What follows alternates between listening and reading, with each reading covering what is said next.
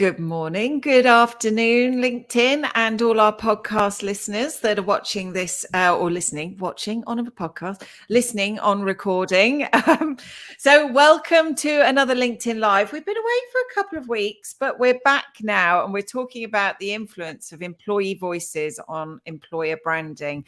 And I am absolutely delighted to have Charu Malhotra join us today, who has a wealth of experience working with many different brands in many different industries, Charu. So I don't know if you want to just introduce yourself, your experience, and what you're doing at the moment. That'd be great.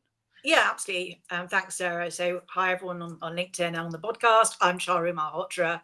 I've been fortunate enough to be leading employer branding, talent branding, recruitment marketing at a number of organizations like Unilever, Primark, McKinsey, Ferrero, and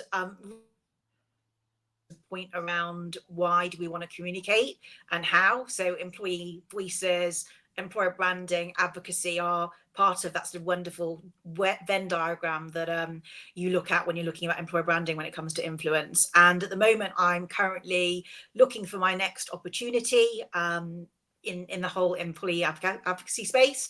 So spending my time talking to wonderful people like Sarah and talking about the experience I've had. So yeah, that's me.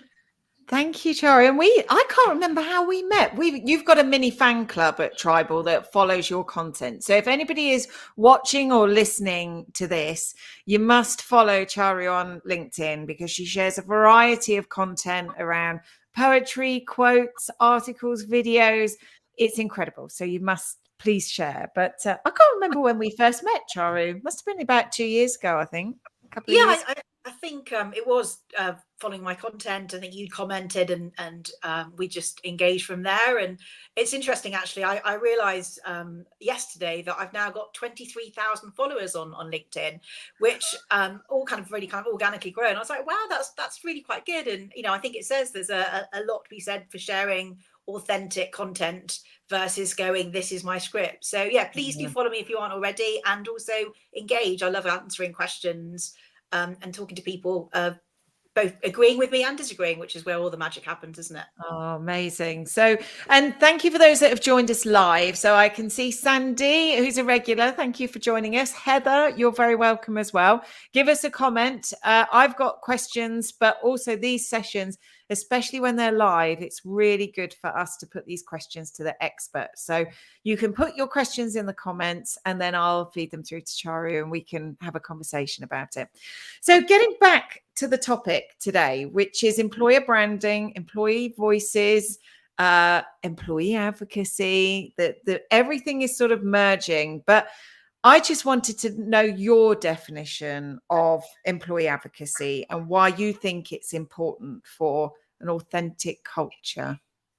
Yeah, I think advocacy, employer advocacy, is very much the promotion of an organization's brand and its reputation. And that advocacy is nurtured and managed and encouraged through individuals like myself, HR, marketing, but basically it has its life itself. I think the focus of employee advocacy is now much wider, which is good because it's not just about employees. It's about ex-employees, it's customers, it's organizations that touch the company, and they can all be strong advocates and be part of the advocacy, or they could also be detractors. And part of my role and part of anybody doing this type of role is to be very cognizant of both. But it's the promotion and the promotion with a small p of the organization's brand and itself's culture. The second part of your question was why it's important. An organization lives and dies by its reputation. And, I don't need to be sitting there quoting the Edelman Trust Index.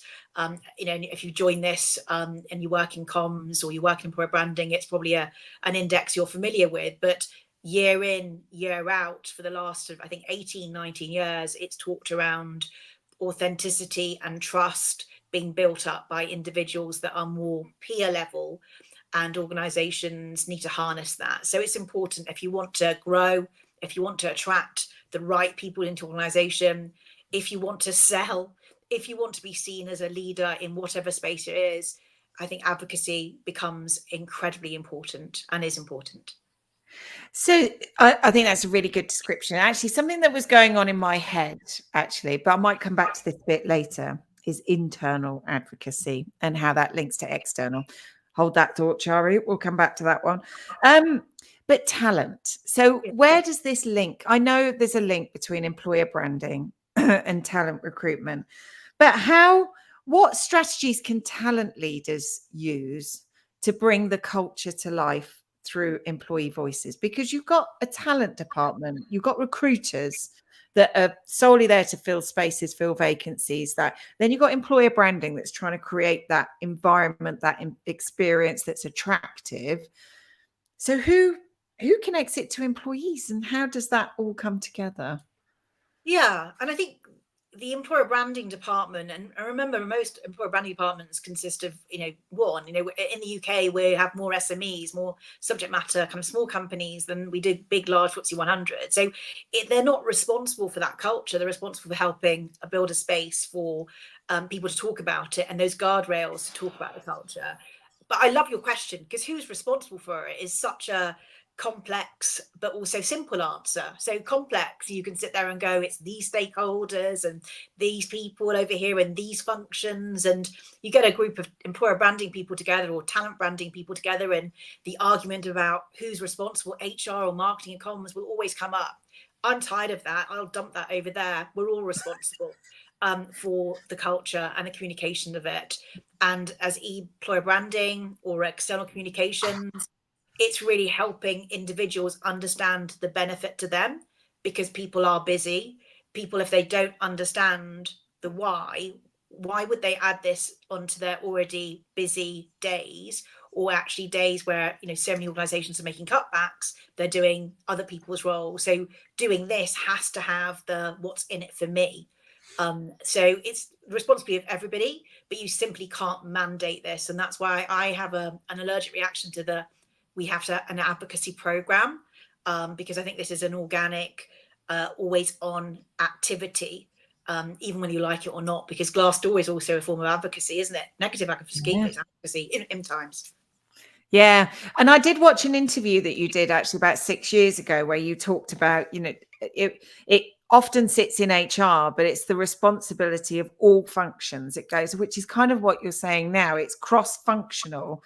But someone has to champion this with employees, because otherwise you've got employees sort of wandering around doing their own thing on LinkedIn and not sure if they're doing it right or want to do more but don't know where to start. So in your experience, and I've already going off script, so I'm sorry, Donna and Ryan, but in your experience, who takes ownership of it and drives it internally? Yeah. So I believe, and I've worked in many organizations and it's been different in each time. So I've sat in marketing, I've also sat in communications, and I've sat in talent acquisition. And depending on where I've sat, it's the accountability, which is what we're talking about here, differs. I believe if I was painting my own structure, it would be an accountability that would sit with the director of marketing, so CMO, and shared responsibility with the head of TA, not HR. So I think it's shared responsibility, because this is as much about internal marketing as it is about external advocacy and external communications. And what I've seen a massive shift, and here I am going off script, so I can see Donna probably throwing things at the screen. Is we talk a lot about marketing being really close allies to employer branding and working really closely with them. And absolutely, that's key. But I often, and certainly over the last couple of years, have felt this, that actually the learning and development, or the talent mobility teams that sit in HR are of equal importance, and are, if you work well with them and build strong relationships with learning development and talent mobility, as an employer branding person, and this is what I've done, is you get much richer content, but also it makes much more sense from an internal marketing perspective. And I'll explain why in a moment, but that's kind of a really long-winded answer here. I think accountability sits with both the CMO or the head of marketing, and I deliberately have gone there and not the head of social media, but also with the head of TA, because of course, the talent piece, the recruitment and retention is important to HR and also to marketing. And it should be obviously really important to the CEO, but you talk about this in a different way too. We want people to share stuff on LinkedIn. Absolutely. I love that link that you've made with L&D and talent mobility. And I saw a study not long ago about the lack of talent mobility within a company. I can't remember which research study that was, but it's quite often it's a weaker point for organizations, the ability to move people into their best fit roles, and employees feel frustrated with that because sometimes they think I've got a lot to give, but I'm in the wrong place, and like, just move me, and companies are not hearing that. That's quite an interesting one, actually. Well, So it's interesting. I've done 6 career site programs, projects over my career, and the data and research in each one of those. And I'm not saying my experience is the same on everyone else, but it's pretty broad. That employees will be a big visitor, often the second biggest visitor to your external career site, because it's often so hard for them to find information about jobs and roles internally. So both finding it in terms of, oh my gosh, these jobs are live, but also what does it mean to be a solutions consultant? What does it mean to be an HR manager? Because we over-index so much on the external career site that we lose sight of making it really frictionless and interesting for employees. Some companies do it really well. And I was at BP 15 years ago, and we spent so much time talking about internal marketing, internal roadshows, and really spending a lot of love and attention on that. But I think this is where, if you look at, and I know the report you're talking about, employees want to know about learning and development, because they know, if I'm going to stay, because the market's not a very good one, given the kind of the politics and the environment we're living in at the moment. Okay, if I stay, how am I going to grow? How am I going to grow and learn? And the LinkedIn data that came out in January says, learning and development and career learning, career growth, the kind of the emergence of the squiggly career is really key. So if it's important to candidates, we need to really think about that in our content. And that's why I said at the start, the L&D team, the talent mobility team, those stories about how people have moved is really important. I'm just writing that down. So, there's so many things I want to ask you, Charu. I've taken notes. I'm going to go stories. If anybody wants to ask anything, this is a great platform. So pop your questions in the comments. And Donna says it's fine that we're going off script. So thank you, Donna. We've got permission. Very quick. So there was something you said about the talent acquisition and the CMO. And straight away, I'm thinking employee experience and the link with the customer experience, right? So there's obviously something, and I also read somewhere that they're not too different, right? So the way you attract, retain, engage talent is also very similar to the way you attract, engage, and retain your customers, and creating almost a similar experience. Have you got any thoughts about that? So I partially agree with you, but not completely. So Okay. often a customer choice or decision can be quite transactional. And again, I appreciate that's not all the case, but I worked at Primark, and I would say that going in to to Primark on a Saturday, as you're a teen, and it's a really experience they build for their customers is quite different to perhaps buying a platform, and so I think it's slightly different. I believe it's slightly different. I think, and this is something that was said to me by my first boss when I was like 23 or 24, that moving jobs is such a major life event, and to take it seriously. And I was a recruitment consultant at the time in Windsor, and her name is Frances, if she's watching, and it was very much a take this seriously. And I think that's the piece around the employee experience is really key, but as is the candidate experience, because when someone applies for a job, they are, and I'm not saying auto-applying to 100 different things, but they are thinking about, okay, I'm envisaging myself in that company. I'm thinking about being part of that culture, and it's a big decision. And I believe that actually, as recruiters and HR individuals and people responsible for talent attraction and recruiting and hiring, sometimes we lose sight of that, because it is a big decision. And that's why we have so much noise around candidate experience, because to us, it's about perhaps filling that job. And I know we can't do, that's a white glove service you do to the C-suite, But I think if everyone remembered that moving jobs is as big as, moving house and often entering into a life event, that we would take a step back and think about it. So the customer experience and the candidate experience and the employee experience, of course, are part of the same circle. But I believe that sometimes, one is a more transactional and can be quite driven by the finance. Is that platform? Is that, it's $1 million? You're deciding things in a bigger scale.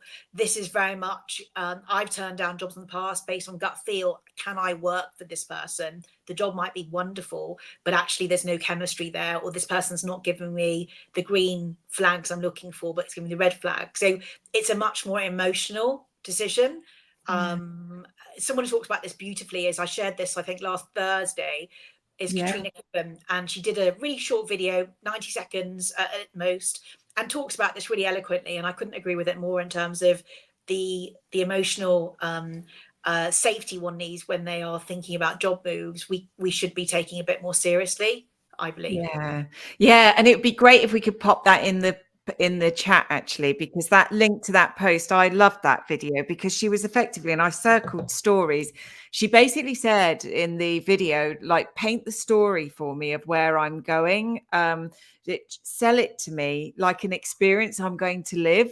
Don't write me a job post. I think you actually put in your thing, in your text post, around just spelling out that job application. People don't get to the third paragraph. If it reads, do you know what I mean? If it just reads like a job spec, and I've learned that, actually, and I've been looking at our job specs as a result, and I'm thinking, are we selling the story, the emotional experience that you can grow, versus is a job that needs doing? No, it's really hard, because at the same time you can't berate recruiters, because I've sat as a head of TA and I'm sat working with recruiters, having this conversation often on a monthly basis, but they're then often handcuffed by the templates that they are working with within the applicant tracking systems. So, I always say, because having been a recruiter, this is going back up 14 years, it's hard, but I think you can definitely make it happen if you just need to work that much harder. And Katrina's right. Mitch Sullivan also talks about this really well. And so, if you follow my content, normally 1 in 5 posts talks about it's the unsexy part of employer branding, but job adverts matter. Is remembering, and I was at a conference and someone said this, and I thought it's right, that often the job adverts that we post, which are often just job descriptions, and that's a whole different LinkedIn Live, we forget that actually the candidate wants to pitch themselves as the hero stroke heroine of the story, yet we make the brand the hero of the story, hence 3 or 4 paragraphs very bombastic, very inflated. We're so innovative, we're so ingenious, we're this, we're that, before the candidate gets to, what am I going to do? Who am I going to work with? And how much more powerful would it be if actually you're going to be working with this person, and this person talks about, okay, for empty chair here, this is what I'm looking for, and this is what you would do. The good, the bad, and a bit of the ugly. Yeah, as well. So it's really candid. Yeah, I love this. But I'm also bringing it back to employee voices in this, because I see a lot of. In fact, I did a training session with lots of country directors yesterday, and one of the questions came up. Most of my LinkedIn activity is sharing job adverts. Oh, and we've got some questions, so I will come to those. So thank you, Nicholas and Heather. But he said, I just share job ads. Is that what I should be doing? And you do see that a lot of time. You see employees sharing job ads, and it goes beyond that, right? The employee voices and the connection around employer branding and attracting talent to the organization goes beyond just sharing job ads. Yes. Can you give me your thoughts? That's the least, and I feel quite strongly about this, and I've said this in the roles I've worked in, that the least a hiring manager can do, and his team and his community can do, is follow and is share a job advert. And this is where talent acquisition are have to be much more stronger and slightly more partnership led than please Mr. Hiring Manager share the roles, because I've seen that happen, and actually that becomes a subservice relationship. So they're not only sharing a job advert, there they are part of the team to fill the job. So for me, it's to those country managers is actually, thinking about the people that are following you, how dull and stale would that be? Actually, if you talked about what you're doing this week, including the training that you're doing, and actually asking questions of what would you like me to share more of, is involving people in that whole debate around sharing content. But also I think there's something around, and we've all seen it, Sarah, that faded logo that's been put into the ATS that's really bad to see because people are looking at their mobile. Then we're hiring, well, that's exciting, and then a hyperlink.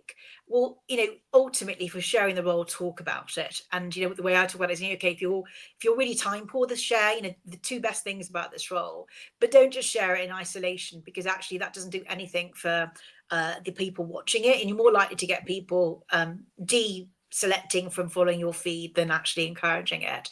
And I think this goes back to when I started looking at employee advocacy about 10 years ago, probably at Unilever. A lot of technology was sold to organizations, and you had this spate of something was shared, 1,000 people or maybe hundreds of people sharing the same thing with we're hiring, or we've just released this piece of thought leadership. And because you're connected, or like I am, to lots of the same people at companies, you're like, oh my God, cringe. Yeah. So you don't want that. And that's what, when I do the training for communities and employee resource groups and leadership teams and TA, it's very much, you must have something to say about this job. And say it. And this is where the guardrails come in. But if you can say something in your own voice, how much more interesting is it if you, me, we've talked about Donna and Ryan, so I'll use their names, share the same job, but actually share something different about it? And why would we not? Because we're all going to be feeling different about that social media lead you're hiring, or that SEO specialist you're hiring, or that trainer you're hiring. And I think we can really overthink content sharing, and that's why you get this I'm hiring, we're hiring, hyperlink, or the worst is that headshot with a quote which actually doesn't resemble anything to the careers site values or anything. It's just a random quote come from nowhere. So candidates expect more, employees expect more. So Yeah, I'll tell you some of the things I've also seen, which is really good. Oh, thank you, Donna, for sharing that. Is where the hiring manager actually records a video, because then you get to meet the person you're going to work with, and you get a feel about who they are, how they work, and I think getting hiring managers more involved than just sharing the post, which is great. I'm going to ask you some questions here, or there might just be comments, so I'm just going to read them out. So, Nicholas, thank you. In my experience as head of IC, I've found employer branding has often sat with me, my team. Being in charge of internal comms can influence massively what we can do externally, and they both need to marry. This is where we truly affect how EVP can impact the employer brand. EVP, for anyone watching, employer value proposition. I agree with Charu that the joint responsibility between CMO and CHRO, or TA, as you said, talent acquisition, is key. So yeah, you didn't say the CHRO, Charu. You said the talent acquisition lead. What was the thinking behind that? That's quite... Again, because I've mostly worked in really massively large organizations, having it with the CHRO often, is it going to be a high enough priority? So I think you can nudge either way. With the director of TA, ultimately the buck stops with her or him, around making sure that we're filling the roles with the right individuals in the right time, with the right level of diversity and the right skills. So hence that. But to Nicholas, building on what you said and what I said, so this is going to go on like a zigzag, isn't it? Yeah. It's think about budgets are so much smaller in most organizations now.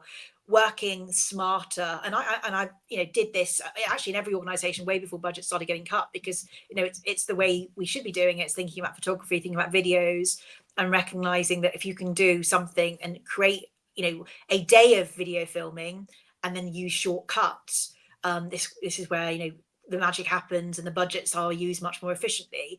And also, if you can get internal comms seeing that you're working with the content we've created together, you have less of that what's out there, what are you sharing, what's going on, and that's a brand police type relationship that nobody wants in employer branding. So I think when I've been the most successful, it's when I've sat in marketing, and that's why I kind of veer towards that.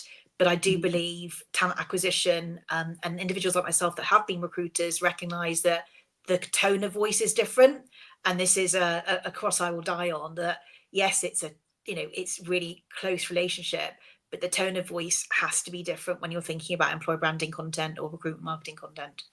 So I'm going to dig into that. And then Heather, I'm going to ask your question. But you said about you do a video studio for the day, chop it up into small clips. You see, I've got this theory, and we've been having quite a few conversations with different organizations and, who have done that. So they've got finely crafted employer branding content. But their now thing is, how do we scale this in a way that we allow all our employees to become content generators in their own way, give them the skills and the confidence and the ability to be able to do that, but in a safe sort of environment, so they don't go making mistakes and creating TikTok videos that go viral for all the wrong reasons, because I don't really know what I'm asking you there, really, Charu. But I find it quite interesting, that transition from these finely crafted employer branding programs to scaled up, authentic, employee driven content. Have you got any experience or thoughts around that? Yeah, and absolutely. So that was an example. There is room for both. I don't believe that just doing those, and I don't. When I say studio, I don't mean big budgeted, but it's about also recognizing that often, when I've worked with internal comms, the video they're creating is for a partner conference or it's for an internal Salesforce piece. So it has to have a degree of polish that perhaps something I want to share on TikTok or Instagram doesn't need to have. So hence, there is a time and a place for, I think, studio filmed content. And that's not to say that it can't be authentic, but definitely at Federo and Primark and Unilever. So I'm going back over a decade now. Certainly at Unilever, actually encouraging content to be created by people using their phones. Now, there's various technologies that people can use. Some are good, some actually, I'd much rather someone just use their phone, because by the time they're faffing around trying to understand how to use a platform, again, it's sucking up time from them, where, again, going back to what I said at the start, what's in it for me? And I'm a busy software engineer, I'm a busy consultant, I'm a busy HR manager. If you don't tell me what's in it for me, I can't find this. And we're very good in employer branding. It's only going to take you 10 minutes. Well, 10 minutes request people get, they've had to carve out 4 meetings. So I employee generated content is fab. But it's also not the nirvana. It has a time and a place. Massive fan. But also we have to recognize that, people have to have the confidence to do it. And a lot of our role is coaching and providing guardrails. I've done toolkits. I've worked with agencies that provided toolkits, and it's getting those people that are comfortable to do this, not making everyone do the same thing. So it was going through my head and percolating when you talked about hiring manager videos. And this is why I love these type of conversations, because absolutely it does work really well. But from some hiring managers, they absolutely would freeze. So again, it goes back to actually, sharing something that they are talking about on LinkedIn that's in word form, because talking about the role being filled and some text might be feel more comfortable. So I think, that whole diversity of content is really key, because not everyone wants to get onto a video. Not everyone wants to kind of share content. Not everyone's comfortable doing everything. So this is why the world that we live in has to actually think about inclusivity a lot more. But employee generated content, providing the guardrails, also recognizing that this is where it can get tricky with our colleagues in brand and marketing, because we often spend, we can spend millions of pounds garnishing this beautiful brand and beautiful color palettes, and this is where TA can get into trouble, where things are being posted that off brand. So massive fan of employee generated content, where it's got a framework. And this, for me, the beauty in this is being part of that nurturing, because where it can go slightly wrong, not in a negative way, but actually doesn't actually benefit us in the way that it could, or could benefit us as powerfully as it could, is when it's a hodgepodge of content. So, it's almost like share what you want because actually it's employee generated. Well, that's great.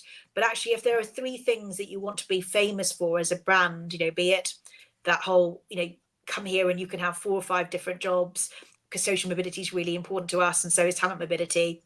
And these are the type of people that we hire, and innovation is really important to us. And the third thing is, we are still very much around hybrid working. So again, those are just 3 hybrids.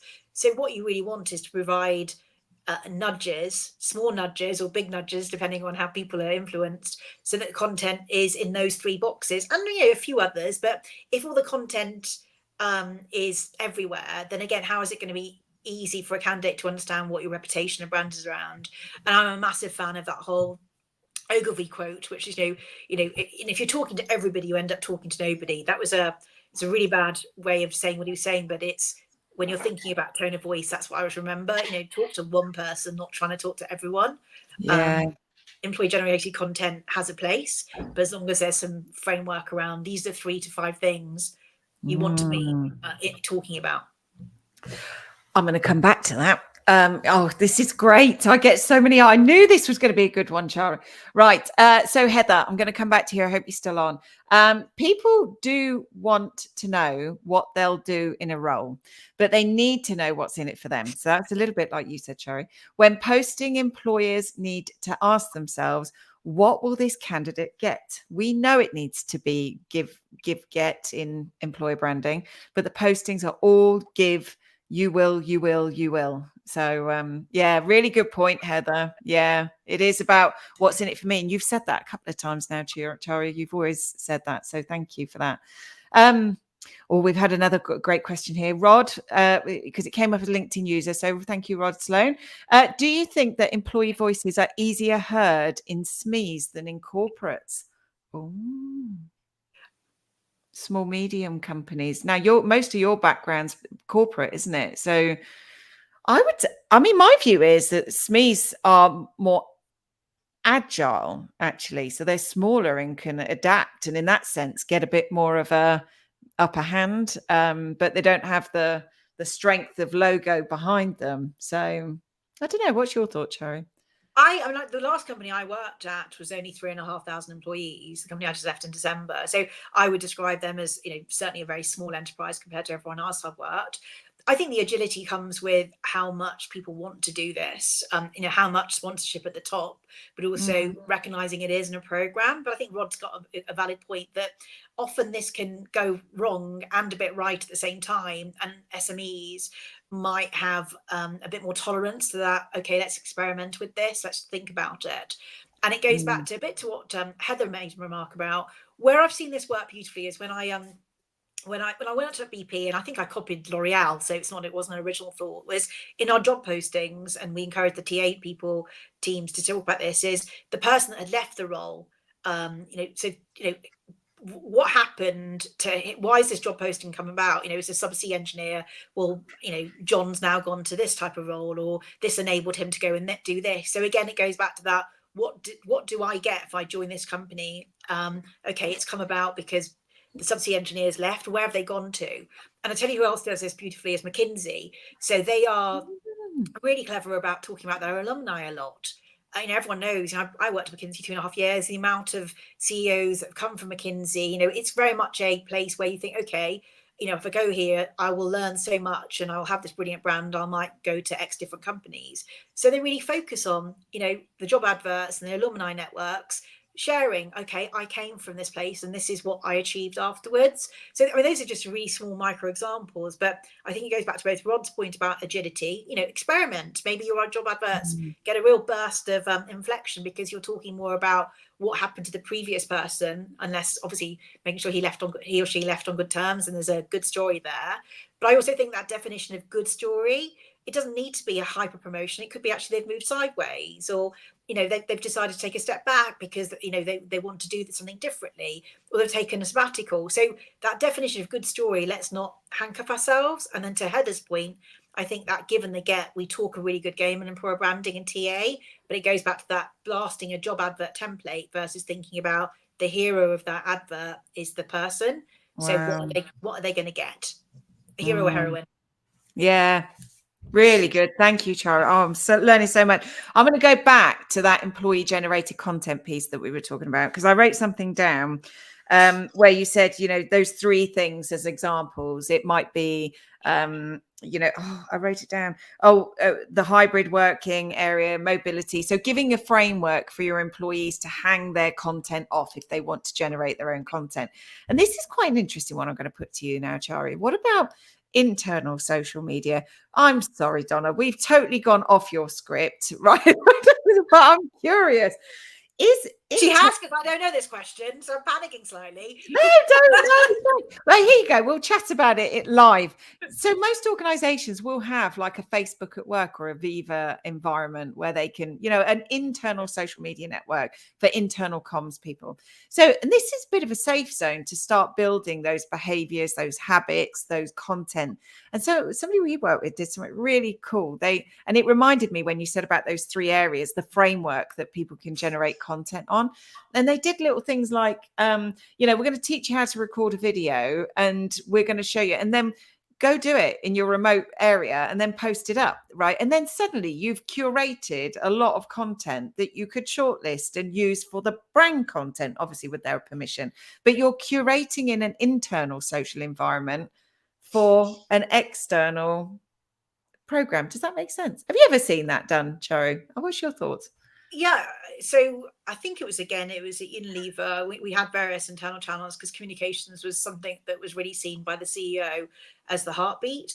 And you can tell, it's very organic, it's very natural, and it's hugely successful. So I think, thinking about it from an internal perspective, where I've seen this work is last year I did a massive digital campaign for digital talent, believe it or not, like everybody was doing. And in an organization where people are shy to post or time poor or just don't see what it's for, I did a lot of experimenting with, okay, share things internally first in the Slack group, talk to your peer group versus thinking about, okay, is Charu happy with this? Because the peer group were other, architects or other, individuals. And I think it goes back to that whole, if you can create a safe space where people feel comfortable making those mistakes, then everyone wins, right? And I think also it goes back to that point, that we made earlier about internal mobility. So the starting point might be, actually, we're giving people the security and the confidence that lend itself to giving the employer branding team and the marketing team some brilliant content. But actually the net result is also, if that content gets shared internally, with other employees, actually everyone benefits. Because I'm telling you now, anyone that's watching this that works in HR will say the biggest bugbear in kind of employee engagement surveys, or one of the biggest, is people don't know how to move jobs. And it's because we don't do a very good job. I know that was a stereotypical answer and it was a generalization, but I do believe this. We don't do a good job in HR and internal marketing talking about what does it mean to do this role? How do we get there? So I think that content, as you said, that you're talking about, would actually perform really well, thinking about, okay, how does someone sitting in London understand how do they get to do that role in Houston? And how do I get there? So internal marketing becomes really, really key. That's the phrase, actually, internal marketing, that I heard for the first time many years ago, probably about 15 years ago, and then it sort of dwindled, but I'm hearing it bubble up much more now. So yeah, and you've used it a few times. Right, I can't believe the time. So I knew that this was going to be a good conversation, but it's gone way too fast. So I'm trying to prioritize what I'd like to ask. Something very topical at the moment, AI, obviously. What do you think? How do you think AI is assisting this talent recruitment process? Yeah, so I think it's something that's wonderful. I'm not a naysayer. I think it's one of those things where you can't sit there and ignore. I use it. Everyone on this call, I'm sure, uses it in different ways. I'm a constant learner. I was reading actually yesterday, something like 40, it was a recent survey, 41% of candidates are using AI to look at building both their CVs, but being part of the process. Now, the norm group of that was only 1,000 candidates, so obviously very small, but 41%, that's quite huge. I think I'll answer this in with three different answers, but they do make sense, I promise. Is organizations that sitting there and saying we'll use AI internally because from an efficiency perspective, and it impacts so many different areas in HR and TA, some beautiful kind of really, really successful kind of use cases, but actually we won't allow candidates to use it externally, and we'll be quite negative about people's use of it. It feels like a very hypocritical decision, and also kind of quite stupid, really, because how do you stop people using it? And the reason I say this is I was looking at a report by Arctic Shores a couple of weeks ago, and they've done some really interesting insight to help employers with content they put on their career sites, so that candidates know where and how they can use AI technology, AI, and so on. So I think kind of the first one is, if we're going to be using it, which we are, and we are, using it in lots of different degrees, and we'll be using it in deeper ways, we can't expect candidates not to. And then if they do, we certainly can't penalise them, which again, it just feels kind of ridiculous. The second piece is, I think this is where the experimentation comes in. So for me, it's around efficiency. So not just employer branding and internal marketing, it's that whole, if we can remove some of the administrative tasks from our TA teams, if we can think about sifting out people that are, we in TA we call them repeat applicants. So you often get candidates who will apply, to the same job 1,000 times, or 1,000 different jobs for various reasons. But actually, it's quite a lot of work for the recruiter. So if we can use kind of AI to be much more efficient, if we can use AI, which we're doing at the moment, or certainly I've done in the past, and I know my peer group, to do the interview scribing, to be the co-pilot in my interviews, to be then sifting out the words that are coming out of that person's mouth, to look at 6 months down the line when a new role comes up, from a diversity and inclusion perspective, to be thinking about all of these things in a way that's powerful, and be really efficient about how we're using it. It allows us to be spending more time thinking about how do we build the human and the emotion into the touch point of the candidate experience, because we managed to offload some of the pieces that we didn't want to do, or are scalable, or can be done more efficiently. So I think that's the second point, and that's where I think this is going to be an evolving conversation, and there's to be lots of use cases. And I think the third point is, from a employer branding perspective, I already, like many of my peers, are experimenting with imagery. I'm not doing it very well, but it's quite fun actually coming up with a new imagery. I was listening to a podcast the other day about a TA team that had come up with a really cool kind of cartoon comic for a particular segment of talent, and they'd done that in about a day and a half with peanuts as budget. And I've done that in the past at working with an agency, which was wonderful, but the amount of time and resource and dollars it took was huge. So I think there was three parts of that, which is saying, let's not pretend it's something that only we are going to be experimenting with. Candidates are and will and should. And I think secondly, it's that whole thinking about it from an efficiency perspective. And I think thirdly, it's that also recognizing that this is about, if we can offload, and we absolutely can, so much of the inefficiency and the stuff that's really admin heavy, and really think about, I'm really loving this whole tracking what people are saying in interviews, and then allowing that tagging to be done smartly, efficiently, so that candidates can come up again and again in talent pools when we're hiring. That's just, it's brilliant. It's a game changer, really, isn't it? Yeah, it is. It's mapping the right people to the right roles at the right time, rather than taking in at the wrong time or put them potentially in the wrong role. It's brilliant. It's great for the candidate, and it's great for the brand. So my final question. So Sandy said this is a very good conversation indeed. It is, isn't it, Sandy? I knew it was going to be good. I've got one question about diversity and employee voices, and the role that plays in really bringing the culture to the front of the logo and demonstrating diversity and attracting diversity. What are your thoughts and experiences around that? Oh, that's a whole different session. I know. We ought to book another session, right, Charu? We do. Well, first of all, it's key, and I'm glad you asked the question, Sarah. It's absolutely paramount. I see with horror so much of the dicked out on diversity not being important, and some of the really kind of influential tech CEOs talking about diversity should die. That fills me with horror. And I think when we think about employee voices, when we think about encouraging content, working with employee resource groups, not to give additional work, but thinking about what do those employee resource groups, which often are what candidates want to talk about and see more and more, because it's what representation matters. It's about thinking with an employee voice lens. sharing stuff that's going to be of interest, not making stuff up that you think is important. So I'll give an example. So many organizations over-index their time and their dollars, or their euros and their pounds, depending on where you're watching, on awards.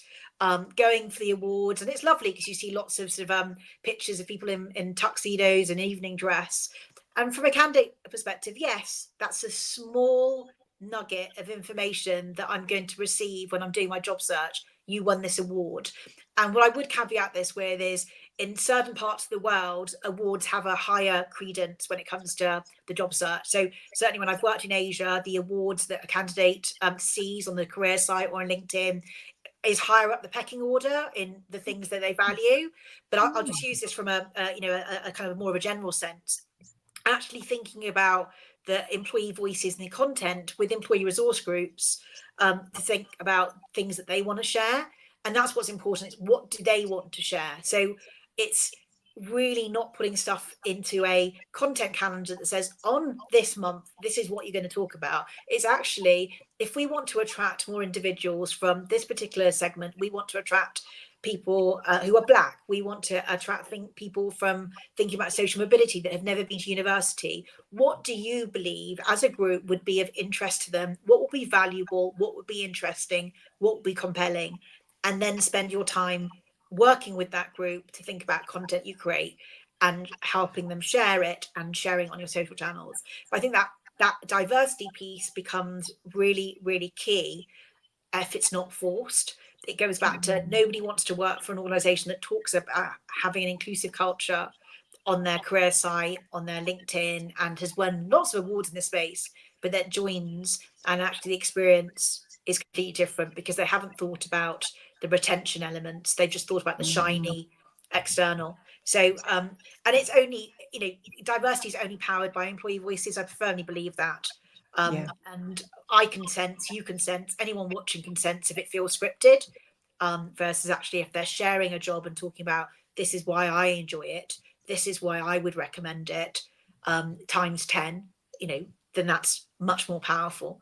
I think is really key. And the other thing about diversity and employer branding, not so much employer voices, is we do need to be very mindful of falling into a trap of always over-indexing on those one or two individuals who are perhaps of that underrepresented group. So this goes back to perhaps, if you're working for an SME or you're working for an organization that's really struggling to bring in people from a different types of background, or more women, let's just say as an example, or people from neurodiversity, there's this real tendency then to really overplay those one or two people that you do have.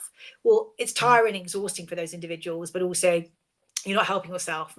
It's much more effective to share what you're doing, what you're doing to help get to a better place, because candidates are interested to know what's going on behind the scenes. So if you're actually going, well, these are the things that we're doing, and to get there, I think they're much more forgiving of that versus pretending everything's shiny and rosy and unicorns and rainbows.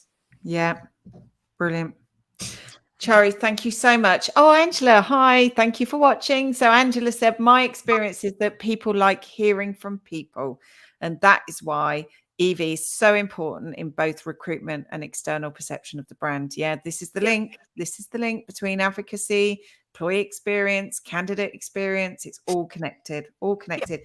Charu, I can't believe we were up on time. We were up on time about 10 minutes ago. So sorry about that. But, and yes, Donna, I'll buy you an Easter egg. So I'll make it up for you. So if you've seen the chat, thank you so much for your time, Charu. There are several things I've taken from this that I find absolutely fascinating. And there are many questions that I didn't ask that I need to have an opportunity to ask you maybe on another session. But yeah, super discussion. And thank you for everybody who's been watching and listening live. And for those that are on the podcast listening to the recording, I appreciate that.